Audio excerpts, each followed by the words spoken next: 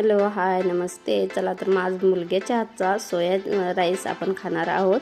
बघा माझं थोडं काम होतं, म्हणजे रात्रीचे 8:30 वाजेपर्यंत मी कामच करत होते माझं, त्यामुळे जेवणालाही उशीर झाला होता। मग ते स्वयंपाकघरात येऊन पाहिलं काय आहे का, मग मी त्याला बोलले होते की आज फक्त खिचडी बनवायची आहे म्हणून। मग त्यानं मला विचारलं होतं मम्मी सोया चंक्स कशात आहेत म्हणून। मग म्हटलं ह्याच्या खाण्यासाठी हवे असतील यांना, म्हणून म्हटलं आहेत व तिथं। तर हे ना मी जसं भिजवते त्याप्रमाणे भिजवला, परत फोडणीही दिला आणि फोडणी दिल्यानंतर ना त्याचे बाबा पण आले होते। त्याचे बाबा बोलले हे स्वयंपाकघरात काय करत आहे बघू तरी, म्हणून त्याचे बाबा आले आणि त्याच्या बाबांनी त्याच्या न कळत हा व्हिडिओ घेतलेला आहे बघा। आणि मला माहितीही नव्हतं। आणि त्याचे बाबा म्हणतात जसं तू करतीस त्याच पद्धतीमध्ये तुझ्या लेकानेही केलेलं आहे बघ, म्हणजे मुलगीची कमतरता कधीही तुला भासू देत नाही बघ तुझा मुलगा।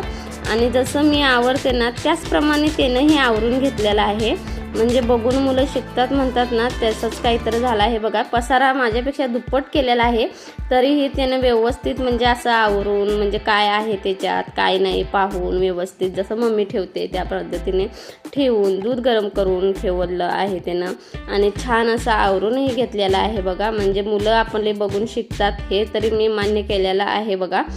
चला तर मग व्हिडिओ आवडला तर तुम्हाला जाता जाता लाईक शेअर सबस्क्राईब नक्की करा। आणि तुमच्या घरामध्ये ही अशी मोठी लेकरं असतात ती मम्मीला मदत करतात का, कमेंटमध्ये मला नक्की सांगा।